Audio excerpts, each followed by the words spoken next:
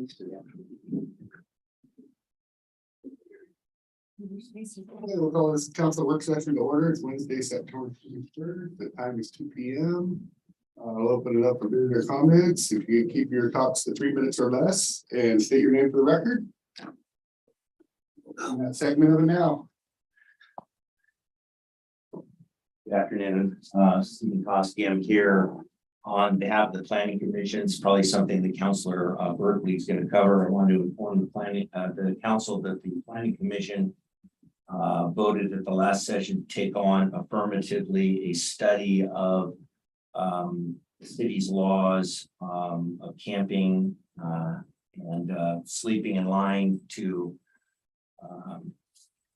make sure they're humane, and also to advise the council regarding strategies concerning HB 3115 and federal court case of Martin v. Boise. And I came to the council to request on behalf of the Planning Commission subcommittee. We're going to do this in a subcommittee to request to get on the council's agenda, and I can come give a presentation. It took a half an hour for the presentation that I made to the Planning Commission, but I could pare it down so the council could put us on the agenda at some point, and I'll come inform the council and make sure the council is tracking what we're doing and we can answer any questions or concerns. Any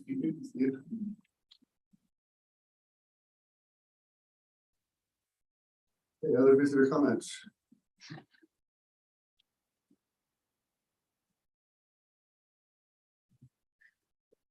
I'm Heidi Davis, I'm an employee of the city, which you all know. I've worked for the city for 16 years, currently working in the building department. Most of you know my workspace is located in the front office of City Hall. I'm here today to address an incident that occurred in our front office last Friday.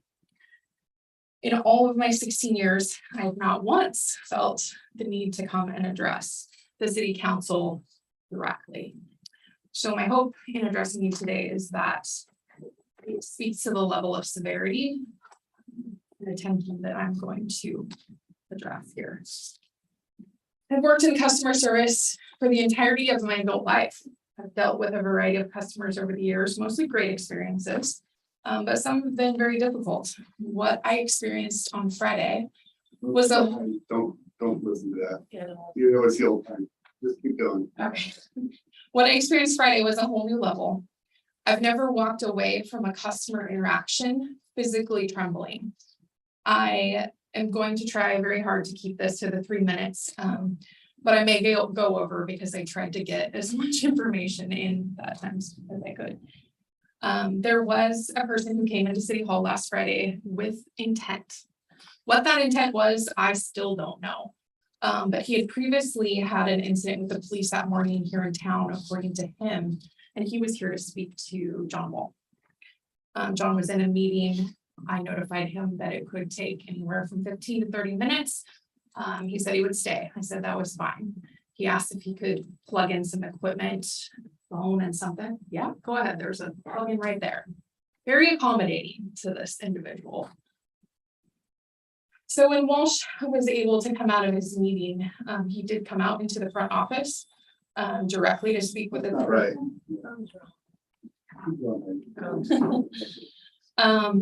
And the situation escalated pretty quickly verbally. He was visibly frustrated. He became belligerent, aggressive in his tone, accusatory, using expletives before he even told Walsh what he was here for. It became very uncomfortable for me, and I know it was for John too. I had already had my hand on our panic button because I could tell this wasn't going to be a typical customer interaction. I was trying to give Walsh nonverbal cues to give me the go sign to push the button. But Walsh did speak with him for about 3 to 4 minutes before the button was ever pushed. Because he was trying to find out what his complaint was. We didn't quite ever get to the exact things, but I know Walsh was doing his best to deal with it. Once it seemed to get to the level that we needed police, I ended up pushing the button 3 times. Because we've had issues in the past where the button hasn't transmitted. So I waited about 15 to 20 seconds in between each push. Something just told me that the button wasn't working. So I quickly sent out an email to 2 coworkers who I knew were here in hopes that they would call 911 directly. When the first coworker reached a 911 operator, they were told that the panic button did not transmit. Also that our phone number and our physical location did not show up on their end, which concerned them. And it made me wonder after the fact, why are these vital details not verified when we change over systems within City Hall? The second coworker who called 911 was told that the panic button did transmit. So we got very conflicting stories here, and I don't know if there's been any verification. We don't have adequate safety protocols or training or staff within City Hall for these types of situations. I've been here 16 years. I've been a frontline employee for 16 years. I've never once taken or been offered a de-escalation training in all those years. I've brought up the lack of safety measures in this front office for years, actually, as well as other employees over the years. Specifically, about 4 years ago, we had an office remodel out front. I don't know if most of you know that occurred. There was a swinging door on the side of the front counter, and it was removed after the remodel. It was found to not be aesthetically pleasing, and so it was removed. We did have it reinstalled after I went and complained about it, but it was too heavy, and when it swung, it was going to cause damage, and it was making John's window shake. So they removed it. It just kind of fell off the radar and was ignored at that point. The panic buttons also needed to be tested on a regular basis. That's not occurred. It was nice. It would be nice if there was a way to also be able to alert other employees within the building or next door when a situation like this is occurring for their safety as well. Anyone could have walked into that situation at any point, employee or member of the public, and have no idea what they were walking into. And these things like the door and the panic buttons being tested are so minimal. The impact is huge though to us because the door is a deterrent. And I'm not going to rely on the safety of a button, but I would like to be able to notify the police in an incident like this. I don't think that these situations are unique to the city of St. Helens. I'm sure that cities all over the country deal with these issues and these concerns. So we wouldn't even have to reinvent the wheel. We could just reach out, do the work, and find solutions. I had no idea what this person's intent was, and we still don't know what the end goal was for him, but in the moment, it was actually terrifying because he had a bag with him. He had baggy clothes on. I have no idea what it was. But so after the, first I want to say, I know that policing has greater challenges today than they ever have before. And I don't have any answers for these challenges, but I did hear some differing stories about what occurred when the police interacted with staff. One, I was told that Walsh did not want to trespass the person. The other was that the police told Walsh the guy just needed to cool off and he eventually would leave. I don't know if there's internal or external politics that are occurring right now, but we all hear things that are occurring. I just hope that if there are any internal politics that are occurring within our police department, that they would not affect, and I don't think that they would, but I want it to be said for the record, that a situation like this would be handled differently. I always have supported our local officers, and I know the extreme situations that they are put in on a daily basis. And after my one incident on Friday, I truly don't even know how they endure it day in and day out. For me, one incident and I was done. Like, I don't know how they do it. So I'm very thankful to you guys for what you do.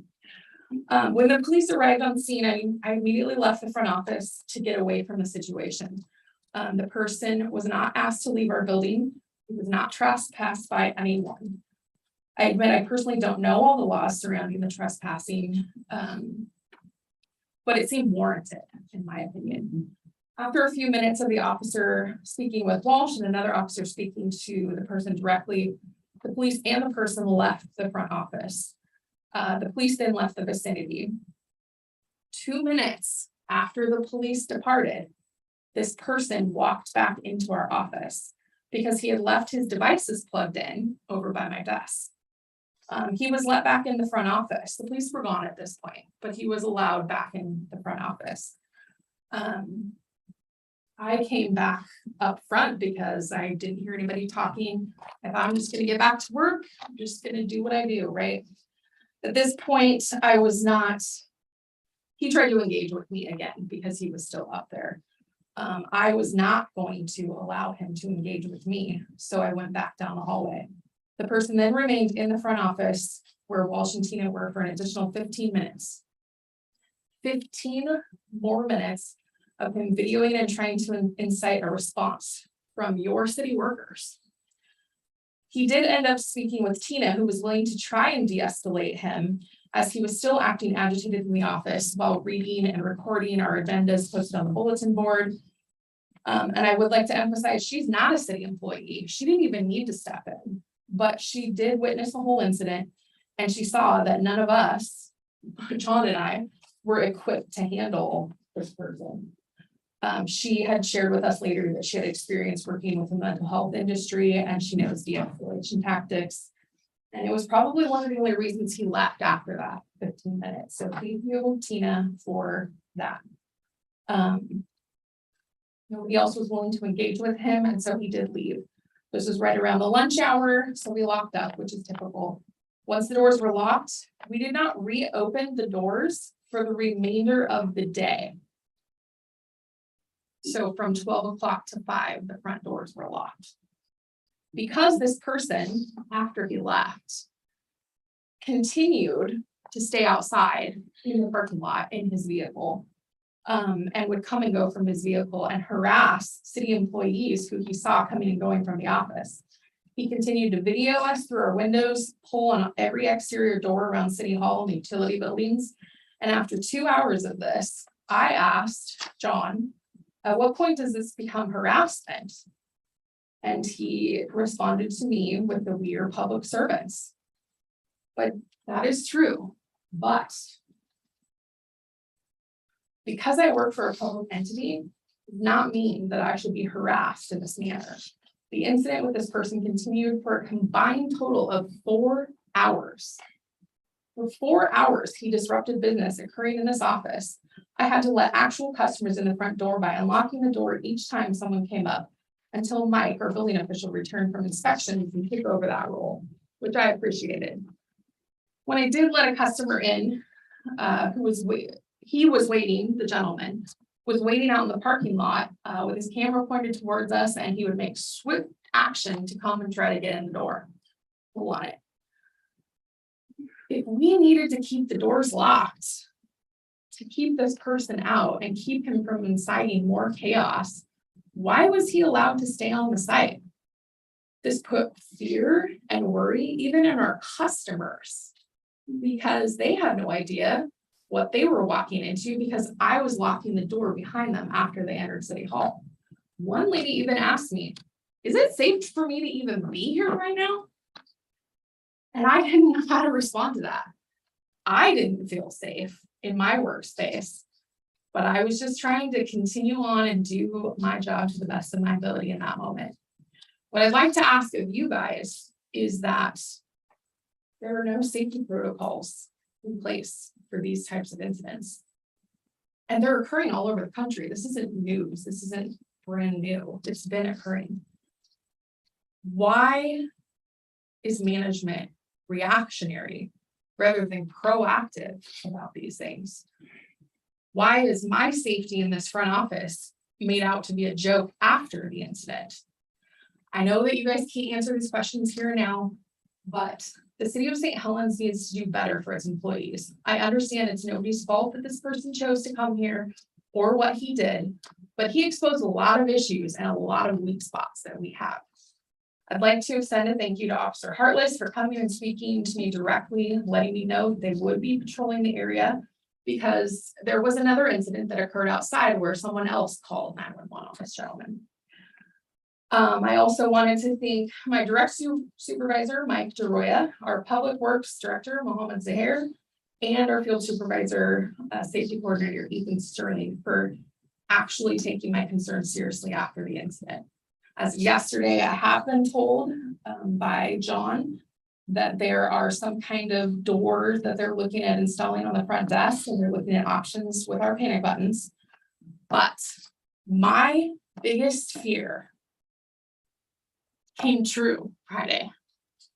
Nothing was actually done or addressed until my safety was put at risk.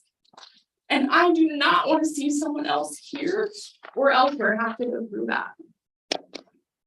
Thank you. So I'd like to respond to that. You brought up a really good point, and I said sorry to you and Christina. I just found this out today. I got a call from this guy. He's from appears to be Kansas City. On Friday when this was happening, did not even realize it. Did not realize it till today. And immediately when I said sorry to you, I finished my business here. I went immediately up to the police station. That's why the officers are not here, not because Public Works is here. We think there's going to be something going on. It's because of this incident. I have an email from him as well on Monday. I get these all the time. I just do. And that's me. That's my public figure. John's partly right on that. Also, what Toski had just brought up was about House Bill 3115, right? And that is what we also need to look at too, because mental illness occurs. And it appears, because I have voicemail and an email from him, that he does not appear to be of sound mind. We are stuck as society in dealing with that. Oregon is very last place, probably second to last place in that area, in that field. We are going to work with the police officers. I'm going to meet up there, talk to Chief, was directed to Matt Smith. Matt Smith got these gentlemen here today, our officers, and we are going to continue to pursue making it safer out there. You know, we can do as much as we can. Nobody ever, I'll just use this as an example. Nobody ever expected a guy to be a Mandalay Bay, because our chief's from there and was the incident commander, shooting out a window. Okay. We'll do what we can to try to make it a lot safer for you, the staff. And I did say sorry to you girls up front that you know that. And that was yes. So I'd like to say something too, as a mental health professional myself, I totally understand the feelings that you're talking about, and no one should ever feel that way. And if my panic button wasn't working, I would not feel very safe at work either. So I totally understand that feeling. I do want to just put this out there so that everyone in this room knows that CCMH has a 24-hour crisis line that you can call and get assistance from a mental health professional in the community. So if that ever happens again, that should be a part of the safety protocol, I think. And I know our officers are great about utilizing that resource also. So I don't think we're aware of it. And even when you're in the midst of a situation, I've never been in a situation that intense ever. You know, I had one of our IT people ask me afterwards, well, why didn't you text 911? It didn't occur to me. It didn't occur to me, in the moment. And I think the PIT training, critical intervention team, that's what our guys that are familiar with that. And they're trained and they know how to respond. We are not. Again, I'm sorry that happened, and it looked extremely terrifying. Yeah. Go ahead. Yeah, it was hard to listen to you. I'm so glad you did present this. One reason it's so difficult is as a school teacher, you know, this is what we unfortunately train for with our students. Right now I'm missing out on some of the training, our safety training and all that. Well, to be here, that's okay. It's the same training every year, but it's mandatory and it's important for me to know so I can respond. So I really do hope that we do get policies and training for the de-escalation and for safety training for you and all our employees. I can imagine to the potential at some of our other sites as well. We all interact with the public. Yeah, so Yeah. the fact that we are public service does not mean that we should accept threatening situations. Thank you very much. Thank you for bringing that forward. I want to make a comment about the Heidi. I interact with her around the years. And if anybody can calm the situation down ahead of time, please can. So the fact that this person went over the edge. You may not have been legally trained for calming situations down, but you're very good at it. And this situation is going to be very bad to get by your comments. And I think we have to think very seriously of how intense our protection in the front office has got to be. John, you may have to carry a side. This possibly could have gone to that condition.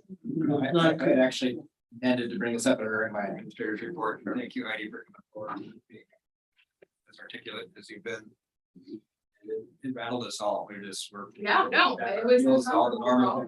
Engaged. This person was deliberately trying to create conflict, and when we got the police came, response once we finally called. The questions to me in the back room is, has he invoked any physical contact? Has he threatened you in any way? And it was name calling and things like that, but it was just short. My response to the officers were that, it seems like he knows what he's doing and what his limits are, and he's just here to cause a stir. And that doesn't make it any less serious, because he was very, very disturbing. But we've, looking to solutions. The panic buttons should work. They were tested not too months ago. Talking about IT having more regular checkups, looking at different technology altogether. The wireless technology may or may not be very reliable. So far, it doesn't seem to be too reliable. Just the general rules of conduct around City Hall. We have any? Turn to the library. Suzanne, the library is more accustomed to people that have these kinds of interactions, and they have a really great set of rules. The talk has, the trespass, not trespassing in the morning, the trespass, how long, an appeal process. It's very defensible. It's something we can go straight to and say, no, you've violated this policy, you need to go, and that would be something for City Hall, which I already started taking the library as a model back to you to utilize that for City Hall. So if we get kinds of interactions, that would be good. Or if we can find it, we can add some language to it about authorized users, balance point kind of thing. You asked about signage. 1 point for the walk behind there. And this is all great after the fact. I guess my frustration is more so, why are these things not looked at before an incident occurs and puts staff in this predicament? That's my frustration.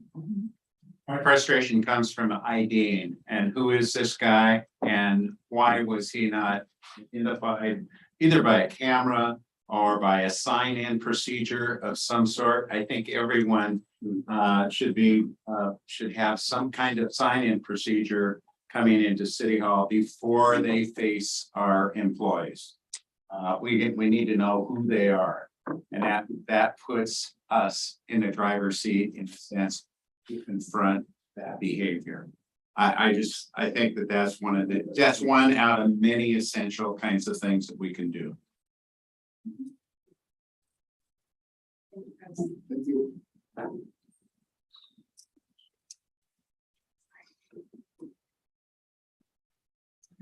Thank you all. It's hard to move on from that, so sorry. Anyways, my name is Jenny Dimshow. I'm an associate planner and project manager for the city, as you all know.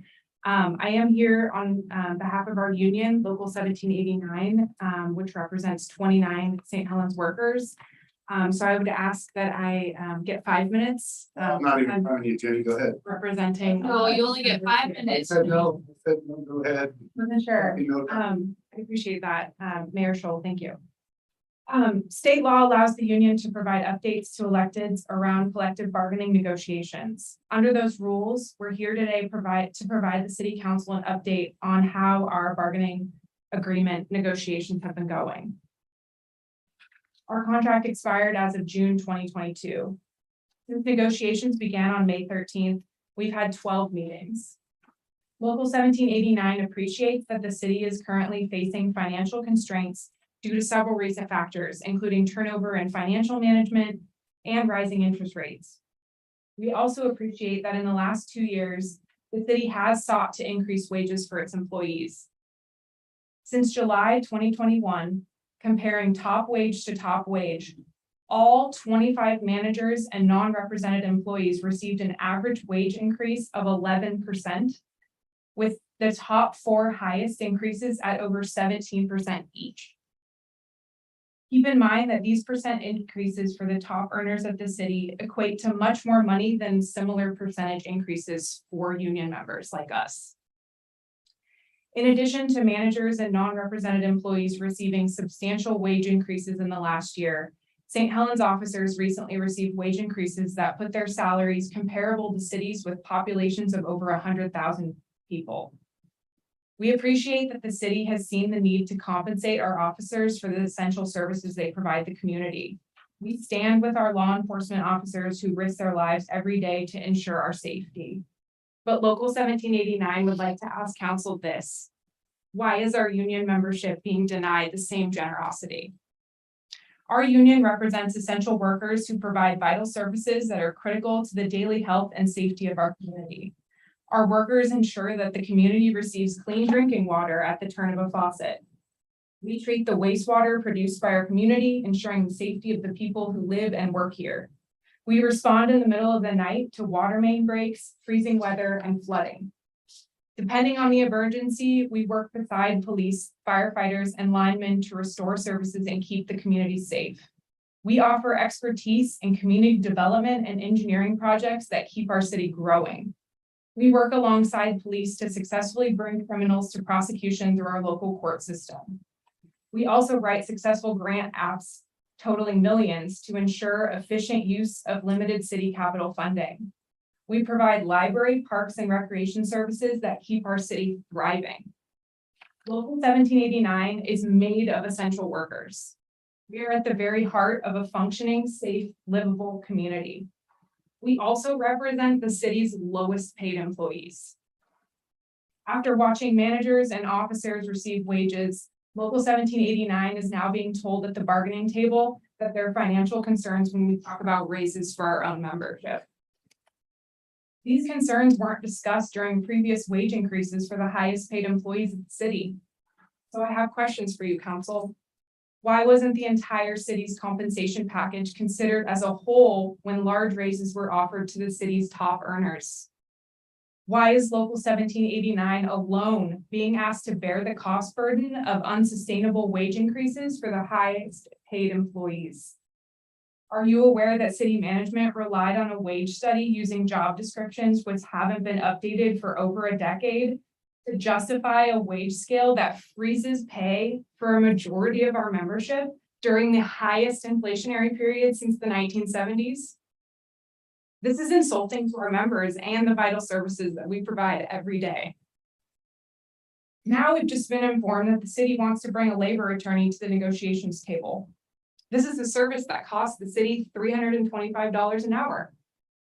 I've personally sat at the table with this labor attorney during our last round of negotiations, and I can say firsthand, bringing this attorney to the table 4 months into negotiations is not a decision that's going to expedite them, nor is it a decision that's going to result in a fair contract for our members. How can the city pay a labor attorney thousands while telling Local 1789 that there's no money to pay membership? The good news is we're close to reaching an agreement.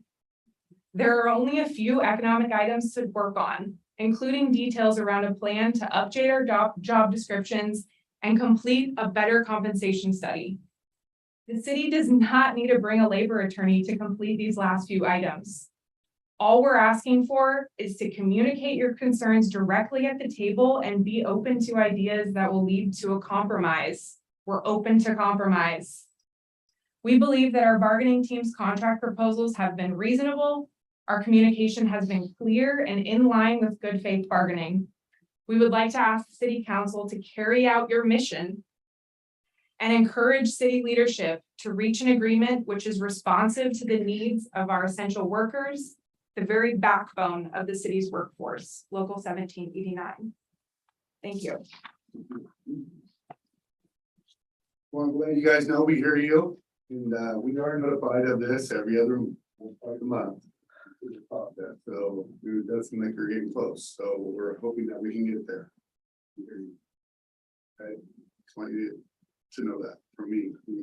I don't know about Preston. Well, Go ahead, yes. one of the most difficult things for me is, as a proud union member, Oregon Education Association that has worked very closely with your union on many issues. But then needing to wear a management hat. And so I'm really appreciate that you have come forward and we'll hopefully are able to work things out. But I am proud of you as a union member, and glad that you are proud of your membership and working together as a union to advocate for you.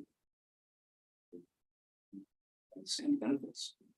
Not to echo just what Patrick said as well, and I made my life savings as a union member for 31 years, and I can't say enough about how Jen just communicated exactly what the breakdown and everything is with you folks, with you kind of in a position to a frustration at this point, I'm sure.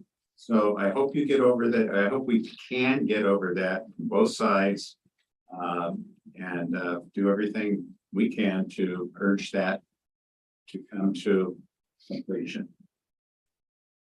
Thank you, Jen. Your other counter comment? I just know that I inflation want to is, say one thing. Some of the information on bargaining has not come through to me. It might have come through the rest of the council, and I have definite concerns. I apologize for that because that's not true. We go into executive session to talk about those concerns, and that's where we do our. May I finish? Oh, that's not true. These workers that work for us, that you're giving false information to, you sat in on those meetings, we all did. I've received nothing that we haven't all heard. Okay, then we have not gotten a complete picture from what I've just heard. Thank you. So what I will say is, we know inflation, we know that you guys, we're all dealing with that, and that it seems like we are close. When we met 3 weeks ago, whatever it was, in our meeting, and we discussed this, it seemed like we were real close. And we were trying to give some staff some leeway to move forward. So partly it's us too, but we're gonna get there, right? It sounds like we're that close. I don't think we need an attorney as well. I mean, personally, likewise. I will always take legal advice, because I have to manage the city on the citizens' dime, so, hopefully it doesn't have to go to that. Hopefully we just reach it. We hear you. Well, I just want to say, I know a lot of you guys have seen me go to bat for our police and making sure that those wages were increased. And a lot of that was due to just the culture that we're living in and me wanting to make sure that when we're walking down the street, my kids are walking down the street, that they feel safe in our community. But that doesn't mean that I see any less value in the work that you guys do for us. And I feel very comfortable that we will get to where we need to be and make you guys feel wanted and valued like you are. So. You are a good looking bunch out there too. Christina? It's almost my turn, that's all. Other visitor comments? So, I'll let Jenny go before me because we have to get back to work, obviously. But I also wanted to address the situation that happened on Friday. I wasn't at work on Friday, but I was the person who had an incident with him outside of the building. Where he verbally assaulted our public works director and tried to keep him from leaving the city parking lot. He then proceeded to video my daughter and I unloading our truck. And record my license plate out loud and verbally assault me, assuming that I was also the employee. I was not at work on Friday. I didn't realize that my coworkers had already had an experience with this person, and so I called the police. And as you heard, he continued to harass the city hall front desk employees, not just this side, but the other side as well, for 4 hours, and nothing was done. That's incredibly intimidating and traumatic for all the people that are involved. Our panic buttons that IT already knew didn't work are still not working and didn't work on the day of the incident. When another coworker called the police, you heard from a landline, the address of our location didn't show up for CCOM. When police arrived, it was told to us that no laws were being broken. And in fact, when I personally called the police about the incident in the parking lot, I received a phone call back and was almost felt like I was being questioned on whether or not this guy was actually a threat. I was standing in the office when Mr. Walsh was asked by the police officer if he could even trespass him from the property since it is a public building. When I left the city area, this individual was still videoing and trying to get into the city building. So I would say that he was not trespassed. On Monday, jokes were made about the incident on Friday, and as of today, despite what just took place in this office and a conversation that I initiated with my direct supervisor, Mike DeRoya, who I would personally like to thank for acknowledging the seriousness of this situation. No communication has been made to any of the front office staff that anything was or is being done to correct the safety measures that are not in place to protect us.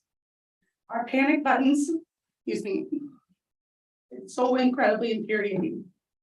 Our panic buttons still do not work. And there should have been someone here on Monday testing those and fixing them. I'm sorry, it's unacceptable. We still have no signage as of today that says no employees past this point. We still have no security door at the front. Who's to say that this person who is still in town doesn't come back? Who's to say that it couldn't escalate to something more serious? I realize that this person on Friday didn't become physically violent, but who's to say the next time he won't? And I'm sorry, but I've never been trained. I've worked here for 3 years and I've not received any offer or training on de-escalation situations or active shooter trainings. Why are these things not being addressed immediately? I just feel like we should be proactive and not reactive in this situation. I'm a wife and a mother first, and my safety and my coworkers' safety is not a joke. It's not a joke. I just want to know, as you as the city council, what are you going to do to ensure that we have a safe place to work and that these safety measures that have not been addressed for years are going to be addressed immediately so that we are no longer soft targets? When are you going to do and what are you going to do to ensure that these measures will continue to be checked and balanced for the future and safety of all of us? And I'm not just talking about admin building. Next door also should feel safe. They shouldn't have to feel like they come to work and nothing's being done.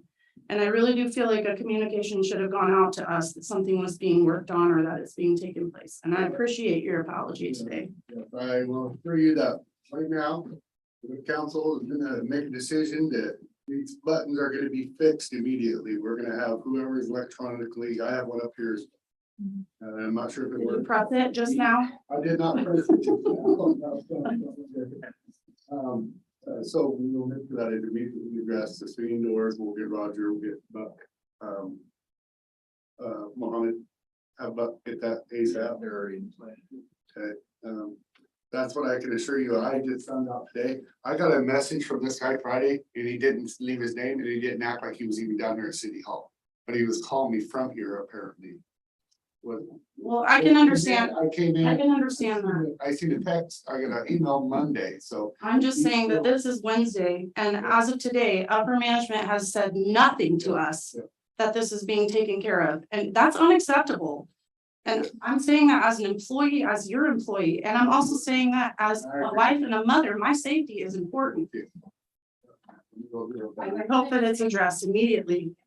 And I just wanted to say for clarification purposes, he did receive a citation from the police that day, So so. that's good to know. And Officer Heartless is the one that I talked to, and I will say that I really appreciate the fact that he stepped in and was trying to find ways to make this person go away. He was really, he helped calm me down. He helped me, my daughter was terrified for the city and Heidi, and just the situation was really, really intense. That was intense. I mean, yes. And for a 16-year-old, like she's literally just like, I can't believe that nothing's happening. So it was nice to have Officer Heartless there to be able to walk through it. So I'm gonna come back to the House bill just because it's what we talked about amongst us mayors is if we give a place, what the state's trying to do is make this available to everybody. Or every city make a place available to homeless people, which sometimes are not vetted and have a really or nasty past or mental illness. And they're trying to spread it out to the smaller cities. And we're like, why should we have to accommodate this? We deal with it in our own way right now, but the state has stepped in and drew up this bill. I'm aware of Spread the cancer in the big cities. They want to spread the cancer out to smaller cities, and that's the way we feel. but we can be proactive or we can be reactive. And that's not, That's all I'm saying. and that's not being mean. Cause we take care of our own, Mhm. that we have already identified. We're talking about the transients that come in and out from Kansas City, like what just transpired. Our core homeless problem, cause we have one, we know and we have identified, and we take care of it. The state's trying to push all the other stuff out of the bigger cities into us. It's not acceptable. That's why what Toski's talked about is vitally important, Mhm. and it will go on our agenda eventually real soon. So. Thank you. I'm so sorry that you experienced Yes. that. Thank you.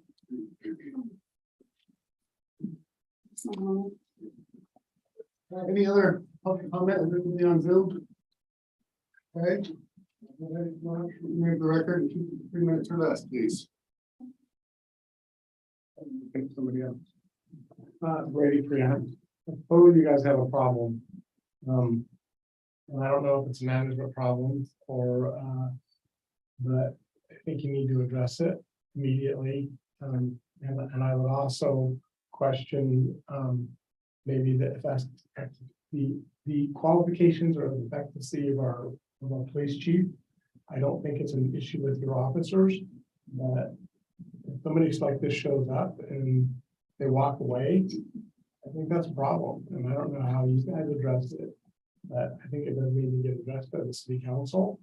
And you need to have a discussion with the police chief to say, this is not okay, that somebody does this in this day and age. It's simply not okay.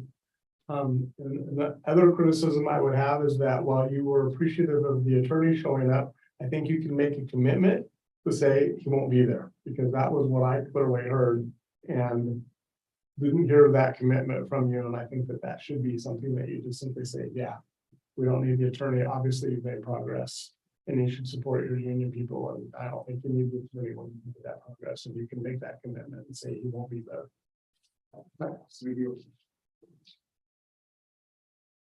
Any other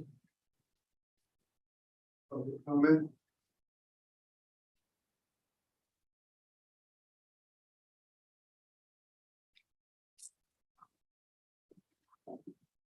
Not today. I will be Tina Curry with tourism. I just wanted to give you guys a quick little update on what's going on. And I wanted to say thanks to Public Works for getting everything up for Halloween Town really quickly so that we could get a major sponsor project accomplished in time. And Mohammed and Dave and the whole crew worked together to make that happen. The first weekend of Halloween went really well. We had our train died on one day, but Pro Automotive and Diesel came to our rescue, and champions that they are, they immediately fixed it, and it's being picked up today to be reinstalled. The parade is, I think, probably got record numbers from what I'm hearing. It's going to be a great parade this year that Heather Epperly and American Family Insurance is doing. Our volunteers did a great job. The we are getting incredible like coincidences. I had a email yesterday from 2 people in Germany that are flying here and they saw we were already sold out for October the 29th. So they're like, is there any way we can possibly get us tickets since we're already have our flights booked? We're just coming for Spirit of Halloween Town activities from Germany. And so we're getting, you know, people that are really traveling long distances. I just ran into 2 people from Nova Scotia at the Woodland Cottage that came, and just for Halloween Town. So we are really making strides in bringing people from really across the world to St. Helens. And that brings me to, you know, a question for, I also wanted to also thank Shauna and Cameron and the whole Parks and Rec guys for answering a commitment to do some different installations in the bathrooms, which made it so much easier this weekend. And their cleanup, they said, was like so much faster. So we were able to implement that for the people that were visiting, which is great. And but I do have a question for you. I have, you know, is there anything that we can do when you see like the sidewalk between on South First, like in front of the law offices, that's just very disheartening to see absolutely no pride taken in their, you know, sidewalk area. And it's like Robert down here at the Orcadia, he went over the whole sidewalk on that whole end of the street. It's never looked better. So thank you to him. He spent 2 days just cleaning that whole area up, and it looks like way better than it ever did. And so there's just a few people that I'm just like, please clean up your area, but I really don't have the ability to just go onto someone else's property with a weed whacker and say, I'm just gonna do this because I can't take it. So I'm wondering if we can offer a, you know, offer to somehow work with them, put something on their doors, letting them know that we'll clean it up if you don't want to, because I'm your neighbor and my spot looks really great, and then you're not really taking care of your property. And it's right on First Street. So I really want First Street to look fantastic. We have a major commercial that's going to be filmed during the parade in the morning, which it would be nice if it was clean and tidy and inviting for people that are going to see this across the world. So I'm just wondering if there's anything that you guys can give me the ability or the authority or something where I can say, please, I want to clean up your place. The first would be an ask, and I think it's a city owned, but it is their responsibility to maintain. Yeah. But doesn't mean the city cannot maintain it too. Okay, So, so I don't really need I their don't know, permission. That's well, all I don't know, I would talk to them first. yeah, it's always an ask, but. I'm but sure they're I gonna mean, if think I of can't find them, you know what I mean? Because there's Well, a few days. Whatever possessions you would have to be careful of not to, you know, is Oh, there, I cut a tree down. yeah, no. Not what I can tell you. Okay, All right, and thank you very much. yeah, thank you. Okay. So I would just like to state that I think, John, there is probably past, that staff feels even with protocol and moving forward that, if you're not around, I think they should always be able to trespass under, disruptive behavior or derogatory marks, and then it could be, the person could actually come back to, I was thinking myself and Councilor Chilton, so it wasn't quorum, and meet with the chief, and if they had an issue and wanted to clarify that I was really upset, maybe it was this communication problem, then we could lift the trespass order. But I think that we should just be able to allow staff to be able to protect themselves and give the officers the ability to do their jobs by trespassing. And that's my opinion, and we have the right to do that, even though it is a public building. Under disorderly condition, so. It's absolutely correct. Yeah, It is. having a code of conduct similar to what the library has in place is much more defensible, and it'll be on your next agenda for review, so. I'm just making sure that this is getting. No, it's terrifying. I know that many public schools require ID even to get into I like that idea. their building. You got a great They idea. require that. And I think that is such a tremendous safeguard. And along with the camera, I see no problem with going to those two steps, But immediately, for sure. yeah, but immediately the button needs to be. Okay, any other visitor comments? Okay, so we're gonna go, we're way behind schedule, so. That's all right. I'm gonna do the introduction of our new code enforcement officer, Edrado, Medina, I'm gonna try getting this right. Our treason, no? Close. Tristan. Tristian. You were not getting that. Why don't you come on up here and just, introduce yourself to us and just, you know, let us know a little bit. You used to be a reserve officer here. Yeah, I met you. A little brief. Well, let's see, like she said, I used to be a reserve officer here for 3 years. Wonderful 3 years serving along, the city here with the wonderful officers that work here. And then once I saw the code enforcement opening, up, I was like, well, I want that, I want to be part of the city that's giving me the opportunity to be a reserve and continue to serve the city that gave me the opportunity. So I'm just happy to be here. I'm happy to be part of a great team with the police department. And just, I know I have a lot of work to do. I know there's a lot of work to catch up on from last couple months, but Sorry I'm about that. I'm very happy to be here. Well, we want to thank you for being part of our team. We want to thank you because it's a thankless job too, sometimes, when you're dealing with those type of, code violations. And we appreciate you stepping up and welcome.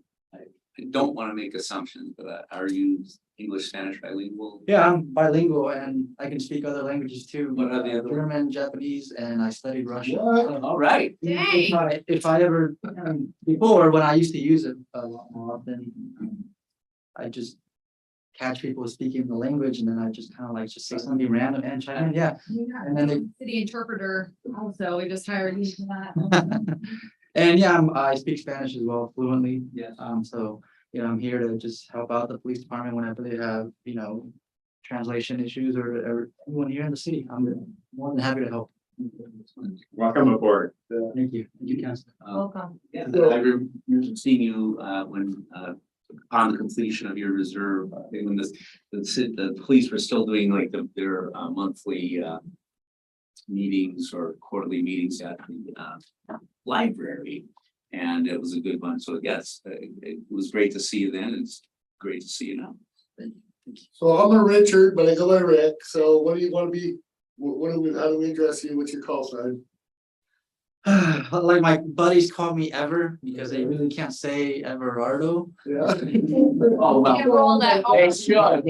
They can't roll that second R, which is fine. I'll take Ever. I've been called Evergreen. I mean, but I don't know, that are not really a rolled R, is it? No. No, that are not rolled R. Yeah. whatever you guys like. Appreciate it. Well, Yes. I'll be reaching out to you often, so. Yeah.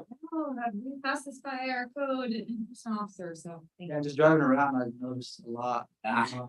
That's what I've been doing the last couple of days. Just now that I'm driving out on my own and initiating stuff, I've noticed a lot. Yeah. But that's what I'm here for. I'm here to do that and clean up Yeah. the city. We Increase the livability of the city and just have the city have a good image. Yeah.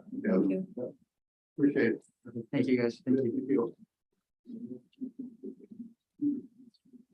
Okay, our next item, presentation by Small Business Development Center, Jason Moon, Director. Hey. Hello.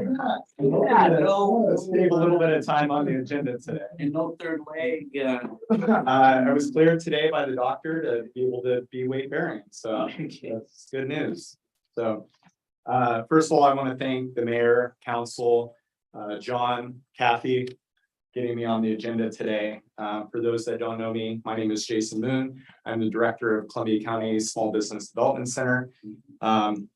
First of all, I want to thank the city for their support of the Spdc and my host CET. Thank you. Again, made some notes here to hopefully keep it brief and move through the agenda today. So Just a little brief overview for those that may not know how the SBDC came about. It was really identified during the pandemic, some of the shortcomings of resources here within the county. And that's where my host, the Columbia Economic Team, sort of lobbied the state and SBA resources, as well as each of the cities within the county, to help pull this center together. So again, thank you for that. When I was here last time, I spoke briefly about going on what I'm calling the listening tour, the listening roadshow. So I've been attending each of the city's council meetings to hopefully get their feedback on what it is they're hoping to see from the Business Development Center. So there's only Vernonia and Columbia City left for me to be able to get in front of, but I think Kathy was able to send over these lists of questions to each of you. My hope is that you'll spend a little bit of time with these questions and fire them back over to me within, a couple weeks. I'm really hoping by the beginning of October that I can collectively pull these together and address any questions or concerns that you may have. I hit the wrong button. Yes, you did. Okay, so it came to you? It came to me. I didn't hit the wrong button, and I'm right. But With everybody else. I know this is public record, but yours came over blank. Oh, So I don't know if maybe there was something that was lost in. I gotta do it over? Maybe. Sorry about that, Doctor. Everything. So again, I'm really hoping to collect this, just a few data points. I think I may have mentioned last time I was here. We already have over, I think we're about 4 dozen small businesses or potential business or entrepreneurs that have reached out to the Columbia County SBDC. Many of those who live and reside here in St. Helens. As you know, we're sort of at this crossroads right now of this, what we're calling the entrepreneur ecosystem, which is hubbed here in St. Helens. So again, it's really important for you to take some time with these questions, get those back to me to ensure that I'm serving the council and its citizens the best possible. So. We're not kidding, that was great. Jason, do you want to talk about the GROW initiative and how that cities have GROW Oregon initiative, and SBC's been at the table as one of those partners, along with COPAC, which is Columbia Pacific Northwest Partnership Regional, Columbia Economic Team. Yeah.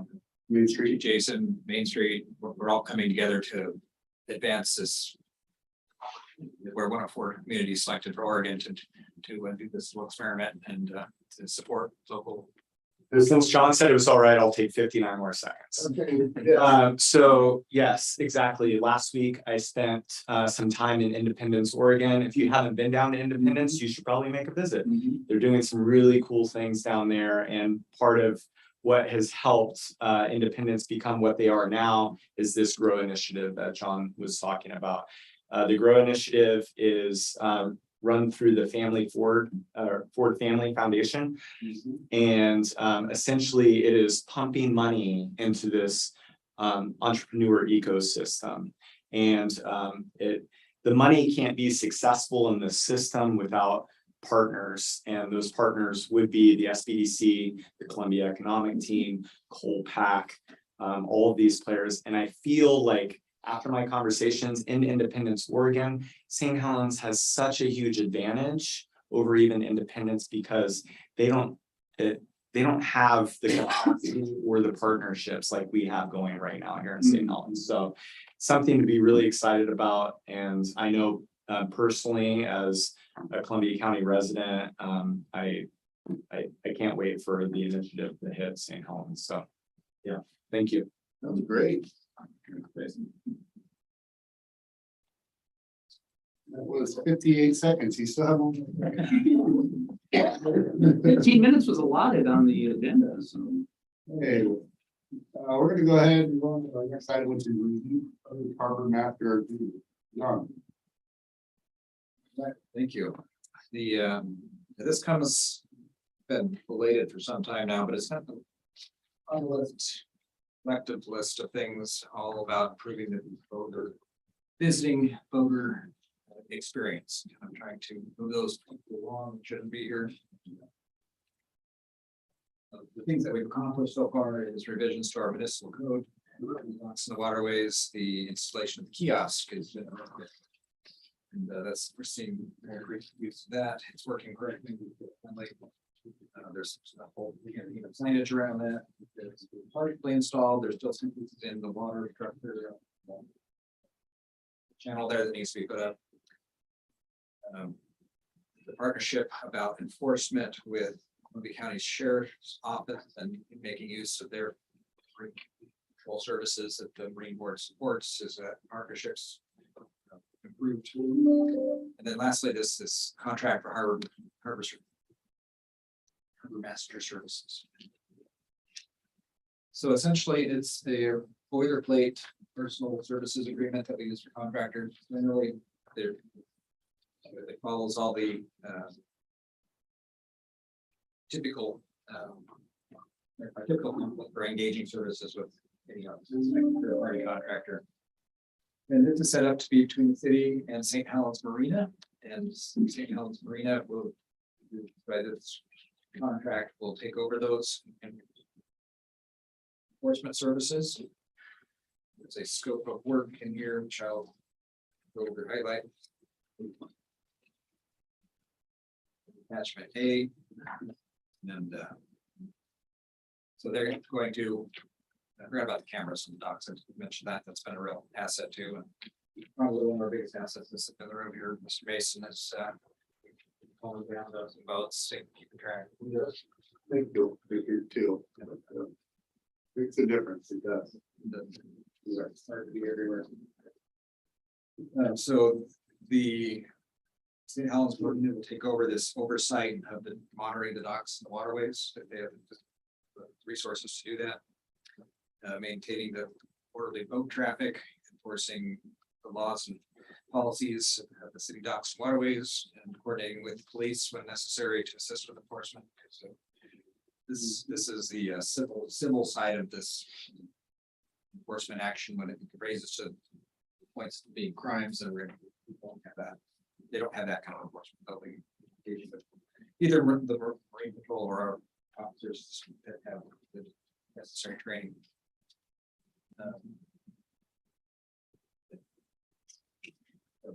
This is all in your packet here, but it's pretty well mandatory. They're going to enforce the rules. They're going to write tickets. They're going to post notices. They're coordinate. When we've had a couple experiences where we notice boats, giving them notice. Part of that is you have to engage with Department of State Lands to see if on the boaters, vacant boaters list. There's a list of boats that are. You need to check in with them to see if it's a stolen boat or. Oh, really? Yeah. So it's a day, maybe a day process in the 10-day. And our plan has been to have them towed up the channel, and they want to haul them out of the water and store them for 30 days. It's required before we can either have demolished or sell it.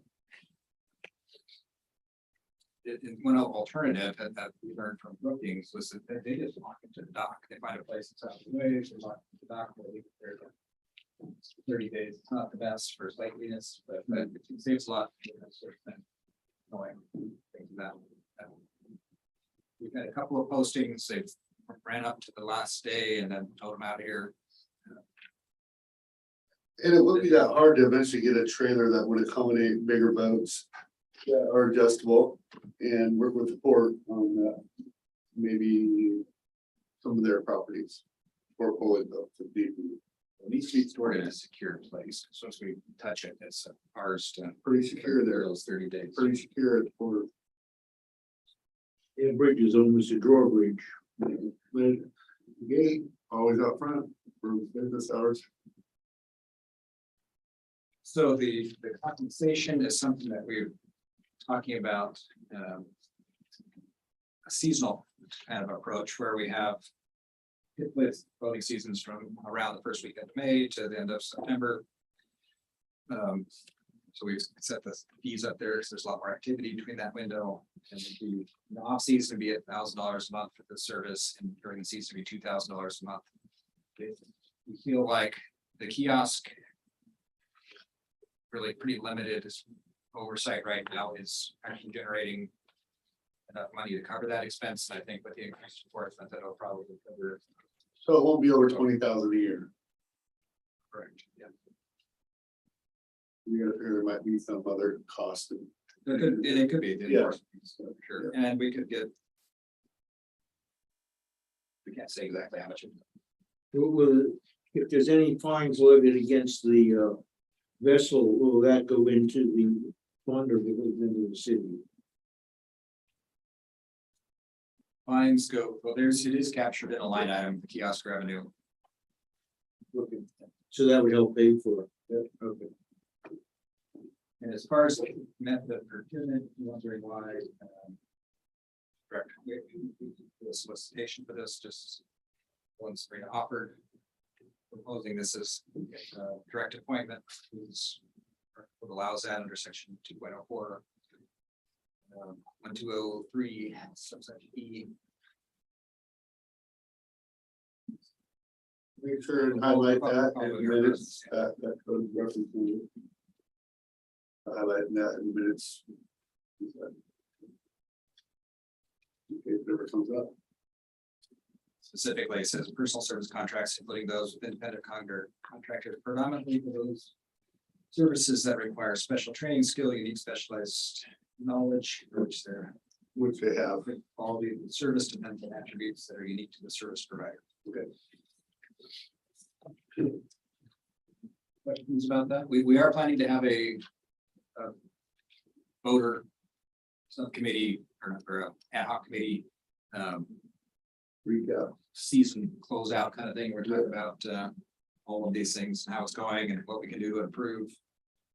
And, try to keep it better.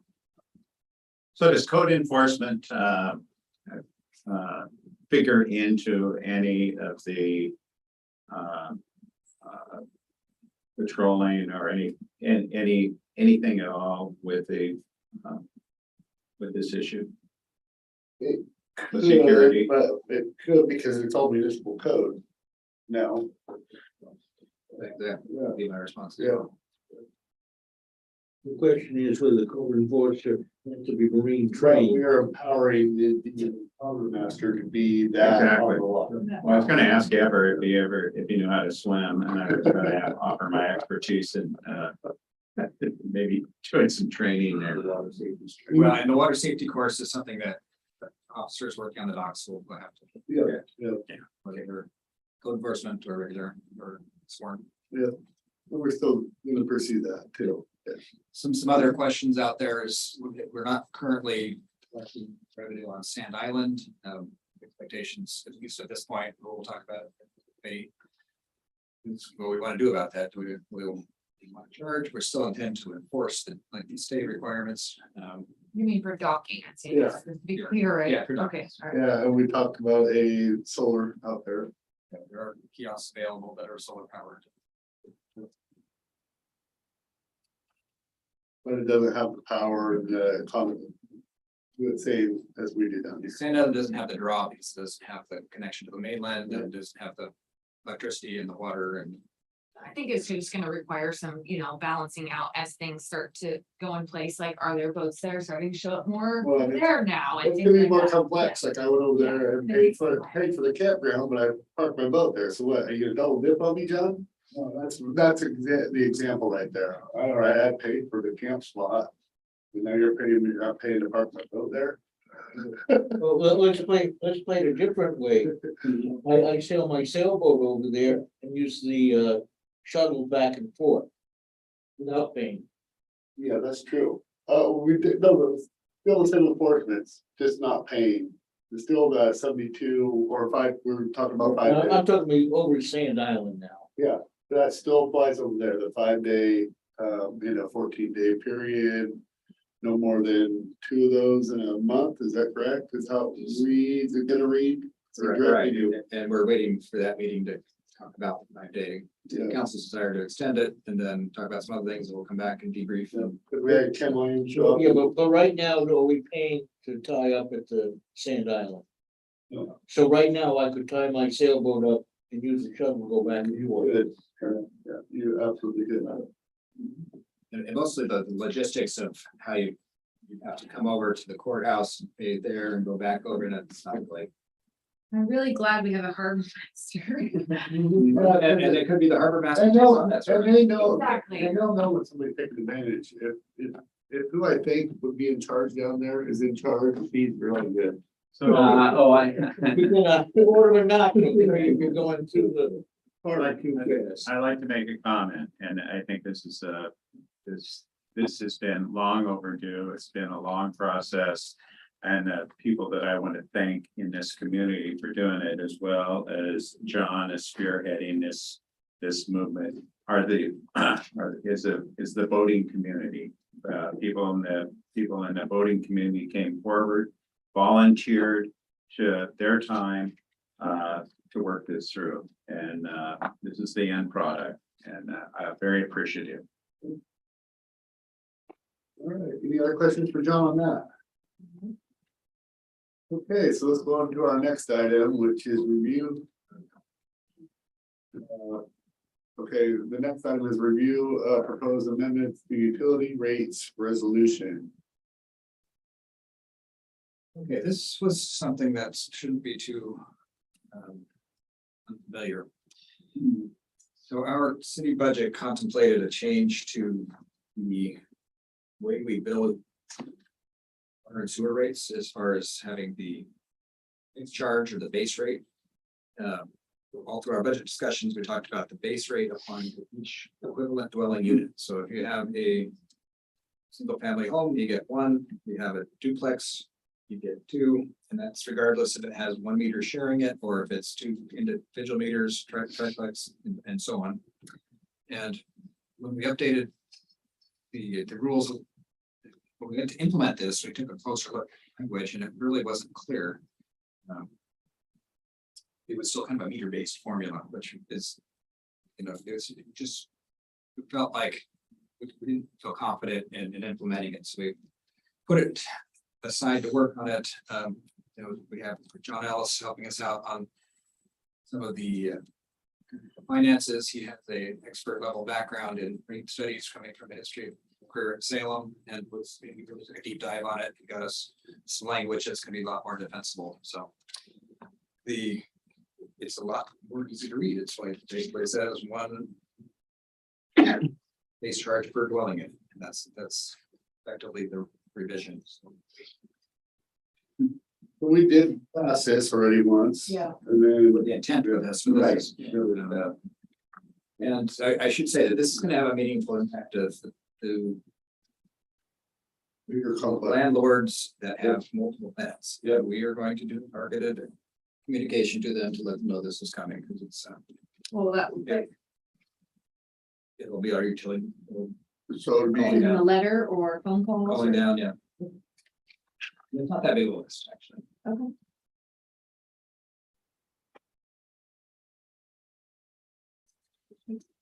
Questions with that? no, How is this development that's going out across from Walmart, how is that metered?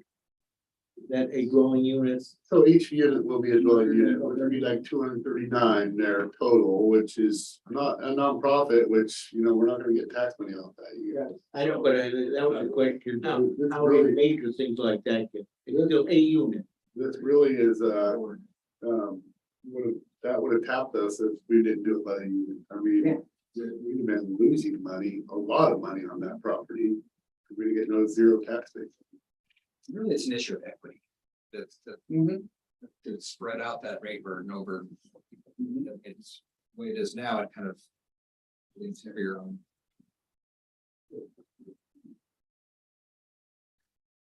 That's me.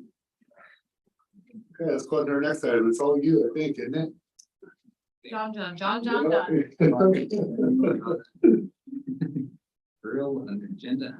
Review amended finance director job description.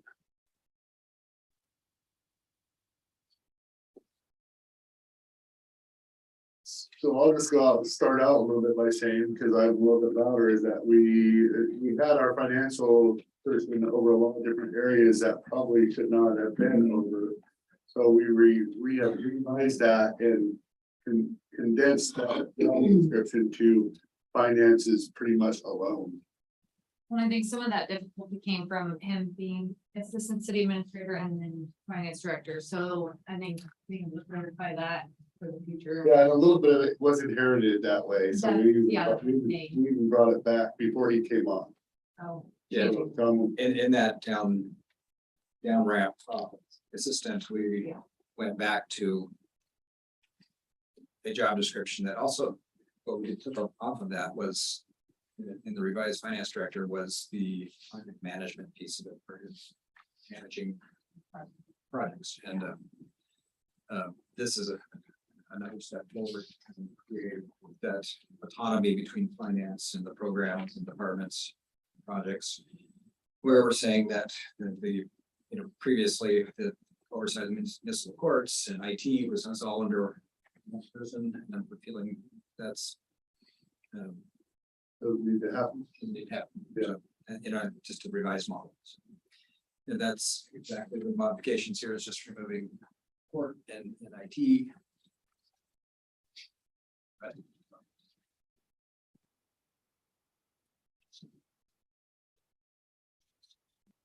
Anybody got any issues with the new job description? Because we will be utilizing this soon. Right over. No. Okay. Okay, now, our next item, discussion regarding establishing dates, times, and going quarterly meetings with planning commission. And thank you, Patrick, for bringing this up and doing your job. And I just want to give you the yes. Well, yeah, just real quick, it's not that we have to make a decision now, but the planning commission has expressed an interest in having scheduled quarterly meetings. Yeah. That would be part of, when we announce what the meetings are for the upcoming year, part of that. So I just wanted to hear from, and I don't know if Steve, you don't represent the whole planning commission, but just looking at a date, do we want to look at trying to cram it in on a day where we're already meeting on a different day, back to back with the planning commission meetings, so that kind of thing. So what are we looking at? And like even months, are we talking about like January, April, July, October, February, May, August, November, or March, June, September, December? Anyway, just want to get. I think soon would be great, because I know our public staff, our staff that they're working on the start of when we get more that contract actually finalized, because we accepted their bid. Now it goes to legal, it'll get reviewed. Then there'll be a pre-construction meeting and timelines. I think that'd be a great time for them to be involved, just to be notified, and because they were very vital in this whole process too, as well. So so you said just to have a joint meeting. Yes, Anyway, yes. this is more for the, what we look at. A permanent process. Yeah, for our permanent, do we have preferred I think times or days? once a quarter, So once a quarter, but then and just make it a special day. make it a special day. So we're not scheduled with the planning commission, not Maybe you scheduled. can take it to them and see how they feel about it. Which is I want to do, but I know they would be interested in saying. The council felt. I think with the riverfront development, in the scope. Yep. This is gonna be essential, Yeah. very essential. Survey monkey. So, okay, so we would be talking about. That's not, no, seriously, I know. get everybody's days that works best. It's the Uh, way to. Well, okay, I guess I could try to arrange something like that. I don't know, or we can, anyway, so, okay, so I will bring that to the planning commission and we'll maybe then do some kind of, survey monkey sort Yeah. of. thing. Although John needs to send it out. John, So he didn't well, send everything. right, the He has John, to send okay. everyone. Thank you for CCing me in that when I see that, like, yes. Patrick, also in the mix, sooner or later we'll have big projects, not on a, we'll say, orderly quarterly timing. Maybe we should be able to have flexibility to move one of these combined meetings. So I think what would happen with that is like what we did, that the main concern was with the planning commission, and I think too, is that in us, something we get caught up in things, we say we should have a meeting, we don't. So it's to get dates certain, dates and times certain. And then if we needed to be flexible, yes, we'd have to go through the process like we did for changing these meetings by having the council resolution or change or something like that. Or of course, the next thing is, or add another meeting. Well, right. Oh, sure. Yeah. So if we want to do one in place of or whatever, but okay, good. Well, planning commission. Good job, Patrick. And also, budgeted another $30, well, 30, 60, 90, 120 bucks per person. But that's an extra meeting. Yep, $30 a meeting. Okay, thank you. Love you. All right. Okay, now we're gonna go, now we made it back to where we need to go. All right. We're determined. Yes. We're close to back on track. The administrator, demos, 3 o'clock breaks today. nope, 4 o'clock. We moved them up. Yeah, they're 4 o'clock. It just feels having that first. I know. There's. Your people bill went up, huh? Well, the first thing I had on my report was the city hall incident on Friday, which was just rattled everybody. We heard all about it, and we've been working with ID, but we're to really address the issue in lots of different ways, and it's a difficult issue, and I get it. It was really concerning for lots of us. We're committed to finding some solutions. The library's model is a good one, is define conduct and expectations for behavior at city, when you're in city hall. And council's interest, I'll send around what those look like, and their rules are actually really quite good. Absolutely, send that to us. We're going to have a harbor master agreement getting approved. The city fair was amazing. I thought for that really time there. Rescue. I wanted to talk about communications planning and having do a newsletter, news blast that goes out. Crystal, Mohammed, and other department heads have been meeting about all of the upcoming projects that are coming to life right now, and it's going to have impacts to local business. It's going to have impacts to local residents. It's going to have impacts to visitors, and we want to get in front of the communications. And so we're going to create at least monthly newsletter of what's happening, and a lot of it's unknown right now with the river, with the streets utilities project, because we know the elements of the project. We know that the person saying home construction, we know the road improvements, the lift station, the water utilities, all of the things that are happening around here, but we don't know the timelines quite yet. And once we get that, we're going to share that early and often, and we're intending to use this as a template, not to replace the existing newsletter, but to be a riverfront development specific kind of thing. It's going to go on for probably several years, and kudos to Crystal for getting out and really doing a lot of good work, looking at some other models of much bigger cities that have really beautiful plans and architecture. I mean, they're a lot of really great graphics, but what we know right now is that First Street intersection is that we've asked the contractor to start thinking about starting after Halloween. So November, we want to have November out. You don't do it during Halloween time? Well, and realistically, in talking with them, it would be November, maybe December, because of the legal, that's illegal. Yeah. They'd have to do a pre-construction meeting, get the timelines. And how they're gonna go about it and run it by our engineers. It's very complex. Yeah. We're hoping to get a schedule that works for everybody. Yeah. Works for the business, doesn't block businesses off, keeps streets open to the extent, there's gonna be some business interruption, absolutely. There's gonna be parking issues, challenges when the streets are torn up and side curb. You have to think, and I remember years ago when Oregon City went through this, and they literally went down and tore building face to building face out. And just made it a mess. It was wonderful now, I'll say that. But there was an economic advantage to doing it quickly and getting it over with, and we don't know this contractor strategy quite yet, but as this progresses and we move into the Columbia View Park improvements, the amphitheater, the schedule conflicts with events and activities, we're gonna have to work around. Or just relocate, we'll have to figure that out as the seasons kind of, how we go through the contracting and the bidding. And then just, moving down the rest of the private side of the development that comes into the riverfront here is also gonna have similar kinds of issues. The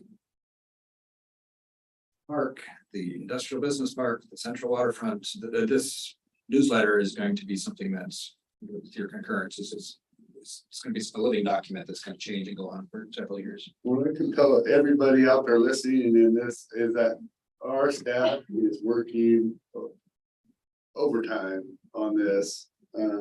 They just are, there's a lot of things going on right now that are gonna require a lot of attention.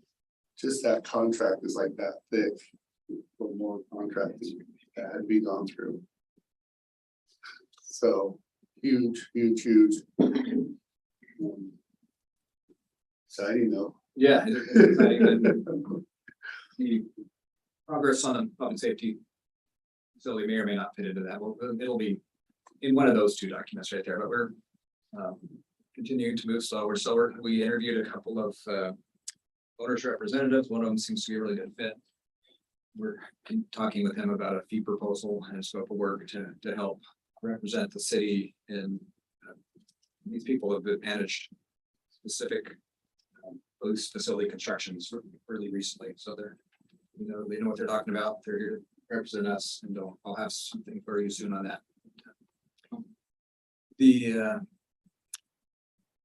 SNG, part of our ARPA funding, we allocated some funding towards exploring broadband and expanding broadband equity across our community. We've been through a needs analysis, a readiness assessment, and an economic analysis, and community survey, pretty extensive survey. And I've been meeting with them about next steps, and I think the next steps is I don't think we'll go through the whole presentation, but they're reiteration of stuff. Maybe you can't do the thick version, but you have to be a data geek to really enjoy that. It will be about. But they would like to come to our next council meeting, which should be on the 19th of October. Give a short presentation. You said 2 hours, what's short? I asked them to put it down to about 20 minutes. Yeah. Salient points, next steps. Where we like to be, to half hours, stretch it out a little bit, that's fine. Yep. And we'll have access to the written stuff, as you said. Yes. Yeah, we'll have on them, yeah. Available now. What's we got here? We've been meeting with DEQ on the central waterfront, on the in-water pieces, on the water quality compliance. We have every division of the air, water, land at the table right now. So we're doing a tour on Friday with the DEQ representatives. They're gonna, ones that haven't already been here are gonna come again. See St. Helens, our vision for things, and Which part of the waterfront? it'll be the central folks. People from air quality, from the in-water folks. And environmental water quality, which would be the water. Starting at the county courthouse, going all the way around. We're gonna meet out at the wastewater treatment plant. Okay. If you're interested, I'll get you the time on that. I think it's 3 o'clock. If you send it. Talked about grow and all that, the good work that's happening there. That's about it. All right, I've got a comment. I don't want to go sideways on your report, John, but I think this kind of segues into what we got planning here. And possibly this is something that we need to possibly look at in the future. I'm concerned from what I read in the business section in the Oregonian today about the first tall building, big building in the nation that went up in Portland. And with that, there's all the energy concerns, water, heating, everything is self-contained. But it need nothing, and it's the first one in the Really? nation, nothing. They've That got is it all, wild. they've got it all there, Through solar. rainwater in the rainwater collected in the winter. That's pretty. And do everything. It's an engineering firm Fancy. that put that up, and it's down on First Street in Portland. Huge article about it in the Oregonian today. I was going to report on it this evening. I just want to make certain planning commission does not have codes against something like that. They need to have, you need to have their own sewage hookup, the electrical and all of that. Sorry, you can't do that in our city. But so I just need to think about saying some things like that as a precaution to what could happen in that riverfront development. It could be an amazing kind of concept that everything be self-contained. Yeah, I love the concept, but we'll see about that. No. I mean, I'm not saying go there. It's gonna flow somewhere. When that fails, I wonder how that building's gonna react. Okay, let's look at it from a different direction. We don't have sewer hookup, and there's no money for the pay to the city for sewer. If there's no water hookup, we don't sell them any water. If it's all power, what do we get to tax them on? The air, right, they breathe, right? I don't know. That's a good question. Yeah, But I just brought that up, and I think it's pertinent for planning commission to take a good look at. It's an interesting article. We're going in today in the business section. Okay, so again, I'm not gonna be here tonight. I'm gonna stay here for the ethics thing, but after that, Doug's gonna run the meeting. It's Comstock stuff going on, and I'm not participating in. I know you guys will to handle that agenda tonight. After the phone calls,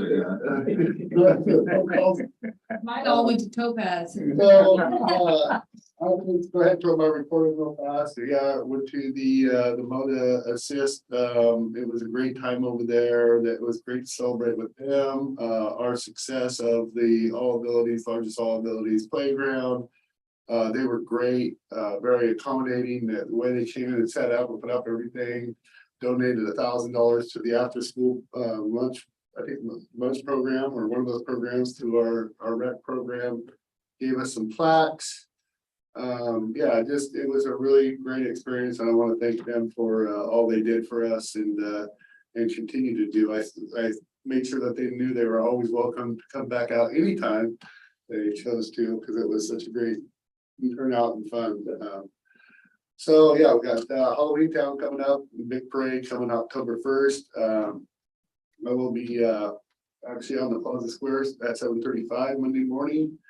Doing the Mayor's Monday, and I'm gonna highlight of course Halloween Town, and then probably going to our waterfront redevelopment and maybe a couple other little topics. It goes pretty fast, it's like 10 minutes, so that'll be on Coin 6. Oh, yeah. Jim Body and so that's happening. Let's see what else is going on. Yeah, again, we're gonna be working very tightly on getting these buttons, and that was just disturbing, the testimony today. When I found out that I didn't even realize I had a message from the guy that he was calling from City Hall that day. He didn't leave his name. I couldn't really make sense of what his message was, because I also have a voicemail too on Friday. That was the email Monday. So yeah, yes, so you all were able to read the email. So yeah, it's just one of those things that we need to be, with House Bill 5, I think the planning commission heading that, and Steve's efforts to look in there a little bit deeper. I'm looking forward to that going on our agenda. If it can't make the, I'd love it for it to make the October 17th, but we're canceling our October 5th because we did leak. And, so, but sooner than later, I think, that needs to happen too. So. Look forward to that 20-minute presentation from you. And, I don't think I have anything else to report other than have fun at the Halloween town, because we're not gonna be here October 5th, so it's gonna be almost a month, you guys. So we're back together again, so. Yeah. Looking forward to the league. Get a lot of information there that we could bring back and 'cause most, what you find out when you go there is you're not unique, that most cities are dealing with the same things you are, and there's always usually you'll hear solutions or answers, solutions, same thing to your issues at those type of events, so. And it's about networking, and I would agree with Jason Moon, that we are in a huge position with the networking we have going on. Thanks to it's being very communicative and, you know, with CSET to PUD to even PUD and the port. And yeah, we're sitting really good as a community. We just have some school district. All good. That's my report. I just want to give it, I couldn't give it tonight. So with that, Another important thing is how to appreciate. fishing's been closed. You don't want to get me going on that. I would really like to have some help. Maybe we can create an ordinance where we can just fish in front of St. Helens and say it. Yes. Yeah, that. Deal letters are in, but we can't fish. It's very frustrating. Don't get me started on that. No, it's not such a silly point, Rick, because financially, if we have sport fishing come out, it hurts our city finances. It does. And is there some way we can get to the state legislature to, and we're not the only city, obviously, about this. So what I can tell you is what's wrong with the, and I will state this because we're talking about it. What's wrong with the ODFW board and the Washington Department of Fish and Wildlife is that they are appointed by the governors. They are not elected in any way, shape, or form. They are merely appointed by governors. So they are appointed by Kate Brown and they are appointed by Jerry Inslee, and they we are not represented that well as just Users of the river. yes, yep, yep. So it's a shame. I will state that. That's all I have to report on. We're gonna be going into executive session under ORS 192.602E. I don't see on this one for labor negotiations. Why don't I see that? I wasn't told to add it. Okay. E, and H, consulting with potential litigation, and then what would be that letter for negotiation, so I can. Hi. And D, labor negotiations. Oh, okay, there it is. And so with that, we're adjourned. We'll take a 10-minute break. Right. Okay.